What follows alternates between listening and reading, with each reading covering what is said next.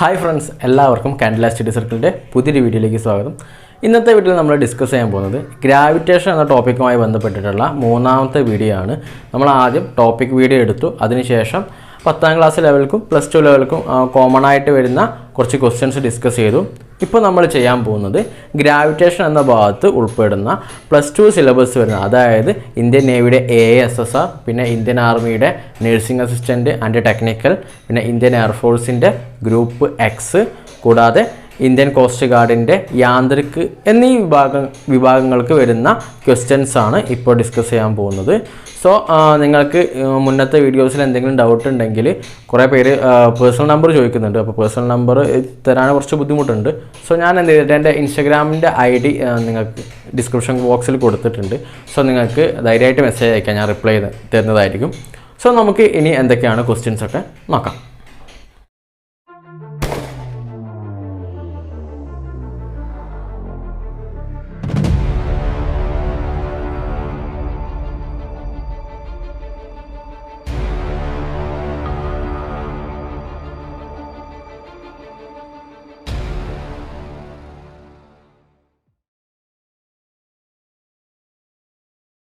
Consider a satellite going round the Earth in a circular orbit.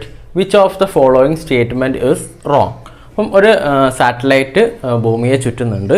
അപ്പം നമുക്കൊരു 4 statement തന്നിട്ടുണ്ട്. അതിലേതാണ് തെറ്റെന്നാണ് ചോദിച്ചത്. അപ്പോൾ ആ സ്റ്റേറ്റ്മെൻറ്റ് നോക്കാം. First, it is freely falling body. Second, it is moving with a constant speed. Option C, it is acted upon by a force directed away from the center of the earth which counter the balance the gravitational pull. And option D, its angular momentum remains constant. അപ്പോൾ നമുക്കിവിടെ 4 option തന്നിട്ടുണ്ട്. ഇതിലൊരു option തെറ്റാണ്. അപ്പോൾ first option നോക്കാം. It is freely falling body. അപ്പോൾ ഒരു satellite എന്താണ്? ഒരു ഫ്രീലി ഫോളിംഗ് ബോഡി തന്നെയാണ്. സോ ഫസ്റ്റ് ഓപ്ഷൻ ശരിയാണ്. Second, it's moving with a constant speed. അപ്പം ഒരു സാറ്റലൈറ്റ് ഭൂമിയെ വലം വെക്കുന്ന എന്തിലായിരിക്കും? ഒരു കോൺസ്റ്റൻറ്റ് സ്പീഡ് എന്നായിരിക്കും. ഫസ്റ്റ് കേസ് സെക്കൻഡ് കേസ് റെഡിയാണ്. Next, it is acted upon by a force directed away from the centre of the earth which counter balance the gravitational ഇതെന്താണ്? ഈ ഓപ്ഷൻ തെറ്റാ. And option D, it's angular momentum remains constant. അപ്പോൾ ഒരു സാറ്റലൈറ്റിൻ്റെ angular momentum എന്തായിരിക്കും? എപ്പോഴും constant ആയിരിക്കും. So ഈ 3 ഓപ്ഷനിൽ തെറ്റുള്ളത് ഏതാണ്? ഓപ്ഷൻ സി ആണ്. ഓക്കെ, അടുത്ത question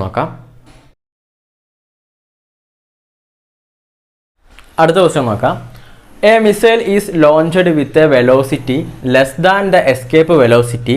the sum of its kinetic energy and potential energy is. അപ്പം ഒരു മിസൈൽ എന്ത് ചെയ്തിട്ടുണ്ട്? ലോഞ്ച് ചെയ്തിട്ടുണ്ട്. അപ്പം എസ്കേപ്പ് വെലോസിറ്റിയേക്കാൾ കുറഞ്ഞ വെലോസിറ്റിയിലാണ് ആ മിസൈൽ ലോഞ്ച് ചെയ്തത്. അങ്ങനെയെങ്കിൽ അതിൻ്റെ പൊട്ടൻഷ്യൽ എനർജിയുടെയും കൈനറ്റിക് എനർജിയുടെയും ടോട്ടൽ വാല്യൂ എന്തായിരിക്കും എന്നാണ് ചോദിച്ചത്. ഇവിടെ option A positive, option B negative, option C 0, option D may be positive or negative depending upon it's velocity.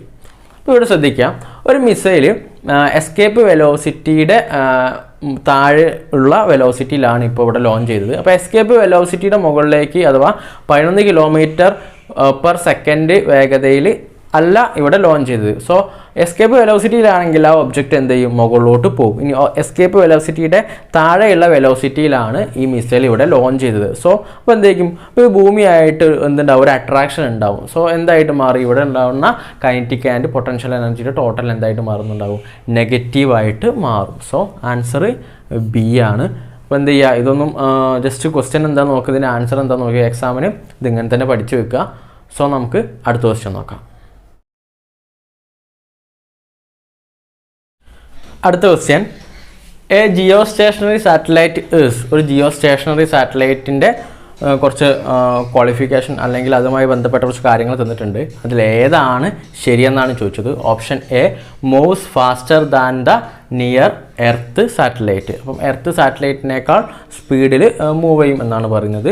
Option B, has a time period less than that of a near earth satellite. അപ്പോൾ ഒരു earth സാറ്റലൈറ്റിനേക്കാൾ കുറഞ്ഞ time period ഉണ്ടാവും എന്നാണ് പറയുന്നത്. Option C, revolves about the polar axis. അത് revolve ചെയ്യുന്നത് polar ആക്സിസിലൂടെ ആയിരിക്കും. Option D stationary in space, സ്പേസിൽ എന്തായിട്ട് മാറും, സ്റ്റേഷനറി ആയിട്ട് നിൽക്കുമെന്നാണ് പറയുന്നത്. സോ ഇതിൻ്റെ ആൻസർ എന്താണ്? നിങ്ങൾക്ക് പ്ലസ് വണ്ണിൽ പഠിച്ചതാണ്. ഇതിൻ്റെ answer option C, revolves about the polar axis. Next question നോക്കാം. Next question, light from the nearest star other than sun reaches earth is.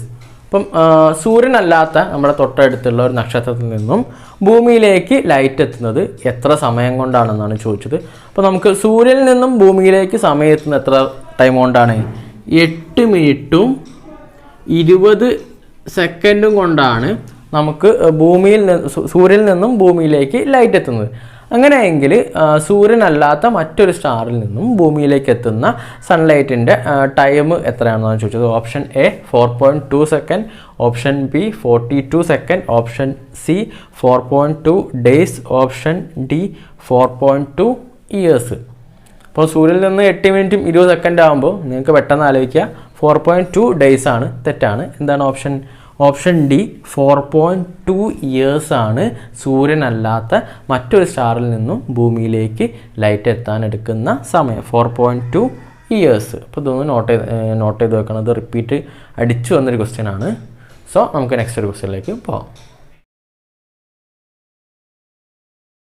അടുത്ത question, if the earth were at 1/4 of its present distance from the sun the duration of the year will be. ഇപ്പം സൂര്യനും നമ്മുടെ ഭൂമിയും തമ്മിൽ ഇപ്പോൾ ഒരു distance ഉണ്ട്. ആ ഡിസ്റ്റൻസ് 1/4 ആയിട്ട് മാറി, അഥവാ 1/4 ഭാഗമായിട്ട് മാറിയിട്ടുണ്ടെങ്കിൽ ഇപ്പോൾ നമുക്ക് ഉണ്ടാവുന്ന ഒരു ഇയറിൽ ഉണ്ടാവുന്ന ചേഞ്ച് എത്രയായിട്ട് മാറുമെന്നാണ് ചോദിച്ചത്. Options, option A half the present year, ഇപ്പോൾ ഉള്ളതിൻ്റെ ഇയർ എന്തായിട്ട് പകുതിയായിട്ട് മാറും. Option B 1/8 the present year, option C 1/4 the present year, option D 1/6 the present year. ഇത് നമ്മൾ ചെയ്യുന്നത് കെപ്ലറുടെ തേർഡ് ലോ ഉപയോഗിച്ചിട്ടാണ്. നമുക്ക് കെപ്ലറുടെ തേർഡ് ലോ അതിൻ്റെ പ്രൊപ്പോർഷണാലിറ്റി അറിയാം. T² proportional to R³ T എന്താണ് അതിൻ്റെ ടൈം പീരീഡ്, R എന്ന് പറയുന്നത് നമുക്ക് അവിടെ ഉണ്ടാവുന്ന ഡിസ്റ്റൻസ് നമ്മൾ R ആയിട്ട് എടുക്കാം. സോ ഈ ടേമിനെ നമുക്ക് T1/T2 whole square is equal to R/R1/R2 whole cube is equal to നമുക്ക് ഇപ്പോൾ തന്നത് R/4 ആണ്. R/4 into R whole cube. So നമുക്ക് ഈ ഒരു ടേമിനെ നമുക്ക് എന്താക്കി എഴുതാം? T1/T2 whole square is equal to നമുക്ക് എന്താക്കി എഴുതാം? 1/4 ഹോൾ ക്യൂബ് എന്ന് എഴുതാം. സോ ഇവിടെ സ്ക്വയർ ഉണ്ട്, ആ സ്ക്വയറിനെ നമുക്ക് ഒഴിവാക്കാൻ റൂട്ട് എടുക്കാം. So T1/T2 is equal to 4³ 2 ഈ ഒരു ടേം കിട്ടും. സോ നമുക്ക് എന്താ നമുക്ക് കാണുമ്പോൾ T2 ആണ് കാണേണ്ടത്. So T2 is equal to T1/4⁵3/2. അപ്പോൾ ഈ 4⁵3/2യുടെ വാല്യൂ 4³ വാല്യൂ 64 ആണ്. സോ ദെൻ √2 എടുത്തിട്ട് നമുക്ക് എത്ര കിട്ടും? 8 കിട്ടും. സോ നമുക്ക് T1/8 കിട്ടും. സോ എന്തായിട്ടാണ് ഇവിടെ മാറുന്നത്? 1/8 ദ പ്രസൻറ്റ് ഇയർ. എത്രയായിട്ട്? 1/18 ടേം ആയിട്ട് മാറിയിട്ടുണ്ട്. സോ ഓപ്ഷൻ ബി ആണ് ഇതിൻ്റെ റൈറ്റ് ആൻസർ. ഇനി ക്വസ്റ്റ്യനിൽ ഇവിടെ 1/4 ആണ് തന്നത്. 1/2 ആണെങ്കിൽ നമുക്ക് എന്ത് ചെയ്യാം? ഇവിടെ ഈ ഒരു ടേം ഉണ്ടല്ലോ 4³ എന്നുള്ള എന്തായിട്ട് മാറുന്നുണ്ട്? ഇവിടെ 2⁻²2³ ഈ ഒരു ടേം എന്തായിട്ട് മാറും? അവസാനം 2³ എന്ന് പറഞ്ഞാൽ 8 ആണ്. 8ൻ്റെ റൂട്ട്, അപ്പം 8√8 T1/T2 is equal to T1/√8 ആയിട്ട് മാറും. എപ്പോൾ? 1/2 ആവുമ്പോൾ. ഓക്കെ, നെക്സ്റ്റ് ക്വസ്റ്റ്യൻ നോക്കാം. അടുത്ത ക്വസ്റ്റ്യൻ നോക്കാം. In order to find time an astronaut orbiting in an earth satellite should be. Option A pendulum clock, option B a watch having main spring, option C either pendulum clock or a spring clock, D neither a pendulum clock nor a spring clock. So ഇവിടെ ഈ pendulum clock value of ജീനെ depend ചെയ്യുന്നുണ്ട്. പിന്നെ ഈ a watch having main spring ഉള്ള ഒരു watch എന്ത് ചെയ്യുന്നില്ല? വാല്യൂ ഓഫ് ജിയെ ഡിപ്പെൻഡ് ചെയ്യുന്നില്ല. സോ ഇതിൻ്റെ answer option B, a watch having a main spring. Option B ആണ് ഇതിൻ്റെ ശരിയായ ഉത്തരം. അടുത്ത ക്വസ്റ്റ്യൻ നോക്കാം. അടുത്ത question, a satellite launching station should be. ഒരു സാറ്റലൈറ്റ് സ്റ്റേഷൻ എവിടെ ആയിരിക്കണം എന്നാണ് പറയുന്നത്. Option A on the polar axis, option B near the polar region, option C the equator region, അടുത്തത് all the locations are equally good. Equatorial റീജിയനും polar റീജിയനും തമ്മിലുള്ള വ്യത്യാസം നമുക്കറിയാം.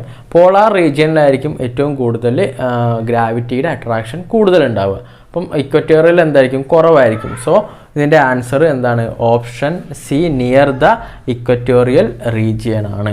അപ്പം ഇവിടെ ആകുമ്പോൾ എന്ത് ചെയ്യുന്നുണ്ട്, gravitational attraction compare to polar റീജിയനേക്കാൾ കുറവാണ്. അടുത്ത ക്വസ്റ്റ്യൻ നോക്കാം. A satellite which is geostationary in a particular orbit is taken to another orbit. Its distance from the centre of the earth in new orbit is 2 times that of the earlier orbit. The time period in the second orbit is. ഒരു Jio stationery satellite ഉണ്ട്, അതിപ്പം ഒരു ഓർബിറ്റിൽ ചുറ്റിക്കൊണ്ടിരിക്കുകയാണ്. അപ്പം 2 times കൂടുതൽ distance ഉള്ള ഒരു ഓർബിറ്റിലേക്ക് അത് മാറ്റിയിട്ടുണ്ട്. അപ്പോൾ അതിനുണ്ടാകുന്ന ടൈം പീരീഡ് എന്താണെന്നാണ് ചോദിച്ചത്. Option A 4.8 hours, option B 48√2 hour, option C 24 hour, option D 24√2 hour. അപ്പോൾ നമുക്ക് നമ്മുടെ കെപ്ലേഴ്സിൻ്റെ തേർഡ് ലോ ഉപയോഗിച്ചുള്ള ഇക്വേഷൻ അറിയാം. T² proportional to r³. So നമുക്ക് ഇതാണ് ഇപ്പോൾ കറൻ്റ്ലി ഉള്ളത്. അപ്പം T' നമുക്ക് പുതിയതായുള്ളതാണ് അറിയേണ്ടത്. അഥവാ എന്ത് ചെയ്തിട്ടുണ്ട്, ഈ ഡിസ്റ്റൻസ് 2 times ആയിട്ട് ഇൻക്രീസ് ചെയ്തിട്ടുണ്ട്. അഥവാ T' പ്രൊപ്പോർഷണൽ ടു 2r³ അല്ലേ. അപ്പോൾ 2r³. അപ്പോൾ നമുക്ക് എന്ത് ചെയ്യാം, ഇതിൽ നിന്നും ഒന്ന് ഡിവൈഡ് ചെയ്ത് നോക്കാം. T' divided by T² is equal to ഇവിടെ 2r³ whole cube 2r whole cube divided by r³. Okay, അപ്പോൾ നമുക്ക് എന്താ ചെയ്യുക, ഇവിടെ ഒരു r³ ഉണ്ട്, ഇവിടെയും ഒരു r³ ഉണ്ട്. സോ T' അല്ലെങ്കിൽ T' by T² is equal to എന്ത് കിട്ടും, നമുക്ക് 2³ കിട്ടും.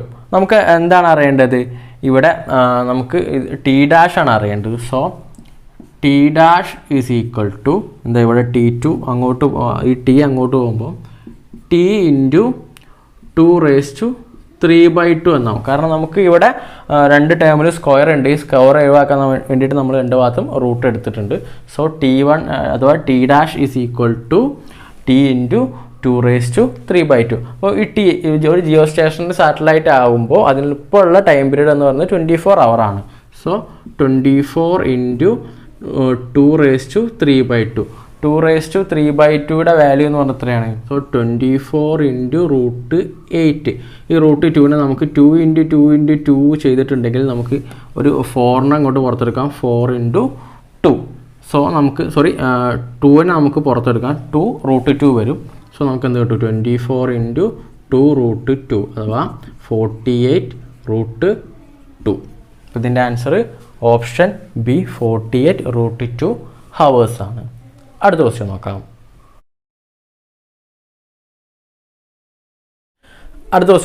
A satellite is orbiting closest to the surface of earth then its speed is. അപ്പം ഒരു സാറ്റലൈറ്റ് എർത്തിൻ്റെ ക്ലോസ് ആയിട്ട് എന്ത് ചെയ്യുന്നുണ്ട്, റിവോൾവ് ചെയ്യുന്നുണ്ട്. അപ്പോൾ അതിൻ്റെ സ്പീഡ് എത്രയാണെന്നാണ് ചോദിച്ചത്. Option A √2rg, option B rg, option C √rg/2, option D √rg.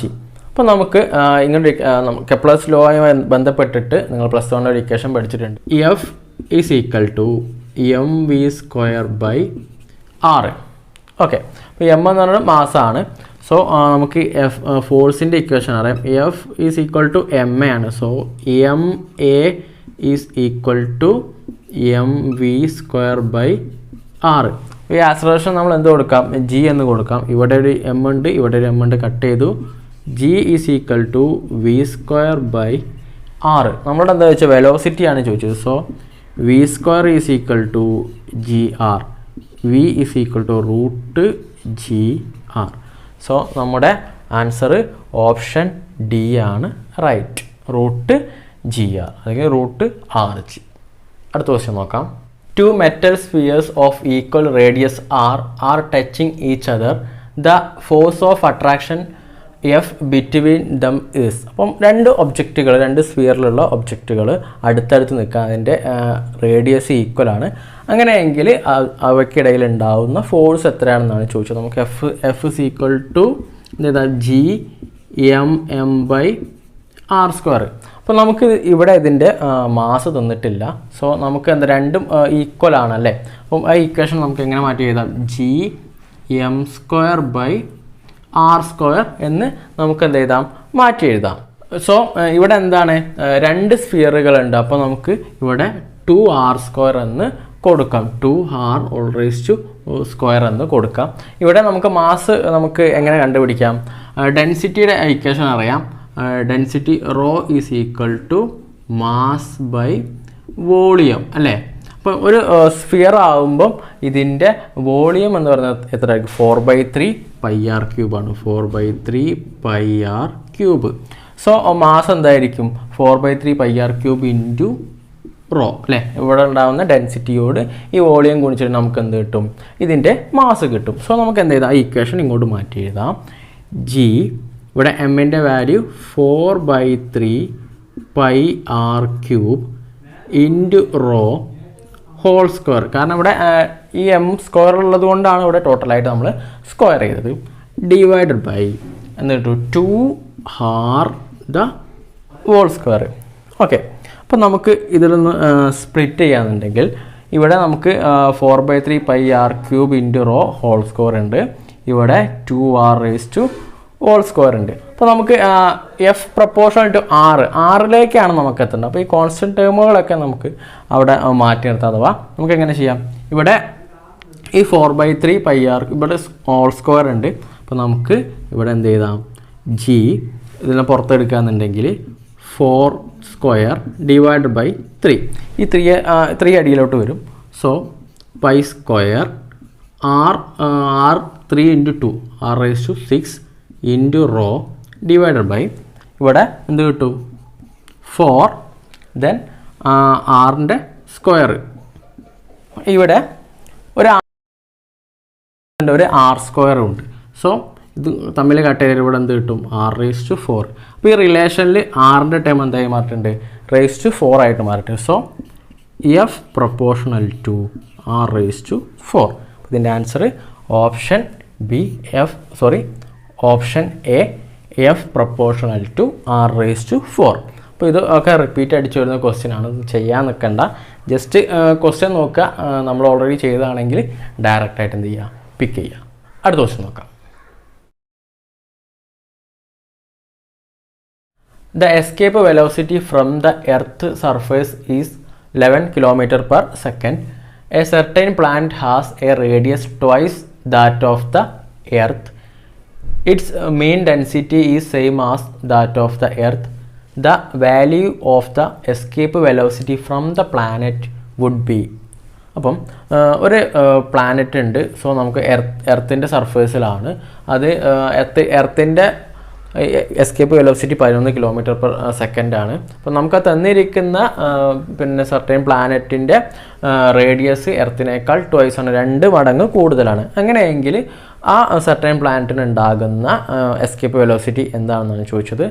So option A 11 km/s, option B 22 km/s, option C 33 km/s, option D 16.5 km/s. So നമുക്ക് ജസ്റ്റ് ഒരു റേഷ്യോയിലൂടെ നമുക്കിത് കണ്ടെത്താൻ പറ്റുന്നേ. ഇവിടെ V E earth escape velocity earth divided by escape velocity ആ certain planet. ഇപ്പോൾ ഇവിടെ നമുക്ക് അതിൻ്റെ റേഡിയസ് എഴുതാം. ഇവിടെ ആർ ഓഫ് എന്താണ് ആ റേഡിയസ്, എർത്തിൻ്റെ റേഡിയസ് ഡിവൈഡഡ് ബൈ എന്താണ് ഇവിടെ ഉള്ള റേഡിയസ് എന്താണ്? 2r ആണ്. 2r ദാറ്റ് പ്ലാനറ്റ്, ആ പ്ലാനറ്റിൻ്റെ. സോ ഇവിടെ മുകളിലും താഴെയും ആറുണ്ട്. ആറും കട്ട് ചെയ്തു. നമുക്ക് എന്താണ് കണ്ടുപിടിക്കേണ്ടത്? ഈ സർട്ടൈൻ പ്ലാനറ്റിൻ്റെ എസ്കേപ്പ് വെലോസിറ്റിയാണ്. So V E is equal to planet. നമ്മൾ ഇവിടെ ഇതിനെങ്ങോട്ട് കൊണ്ടുപോവുക? സോ ഇവിടെ ഉള്ള ഹരിക്കണം എന്നുള്ള രണ്ടും കൂടെ കൊണ്ടുമ്പോൾ ഗുണിക്കണം എന്നാവും.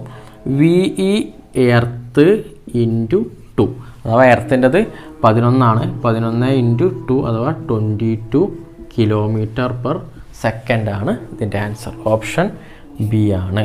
ഇതേ ക്വസ്റ്റ്യനിൽ പിന്നെ 2 times ഉള്ളത് മാറി ട്വൈസ് ഉള്ള മാറി ത്രൈസ് ഒക്കെ ആണെന്നുണ്ടെങ്കിൽ ഇവിടെ എന്ത് കൊടുത്താൽ മതി? ഇവിടെ 3 കൊടുക്കുക. സോ 3 ഇൻറ്റു എന്ത് കൊടുത്താൽ മതി? 11. അങ്ങനെ എത്ര ടൈംസ് ആണോ മാറുന്നത് ഈ ഇക്വേഷനിൽ ജസ്റ്റ് ഒന്ന് ചേഞ്ച് ചെയ്ത് കൊടുത്താൽ മതി. ഓക്കെ, നെക്സ്റ്റ് ക്വസ്റ്റ്യൻ നോക്കാം.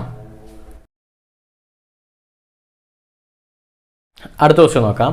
If R is the radius of the earth and G is the acceleration due to gravity on the earth surface, the mean density of the earth is. ഇപ്പോൾ ഇവിടെ എർത്തിൻ്റെ ഒരു ഡെൻസിറ്റിയാണ് ചോദിച്ചത്.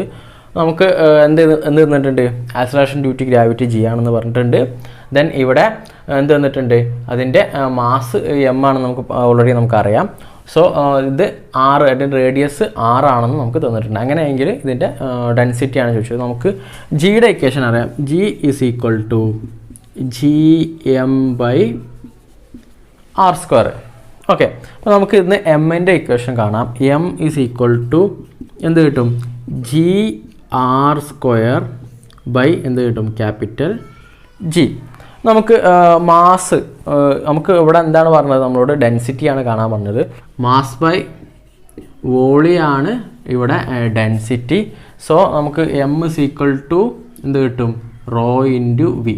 അപ്പോൾ ഇവിടുത്തെ വെലോസിറ്റി എന്ന് പറയുന്നത് ρ into volume എന്ന് പറയുന്നത് 4/3 πr³ ആണ്. അതോടെ ക്യാപിറ്റൽ R കൊടുക്കാം, πr³. സോ നമുക്ക് ഈ വാല്യൂവിനെ ഇങ്ങോട്ട് എഴുതാം.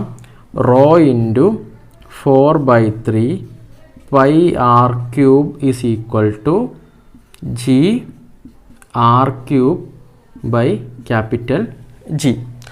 അപ്പോൾ ഇവിടെ എന്തുണ്ട്? ഇവിടെ r² ആണ്.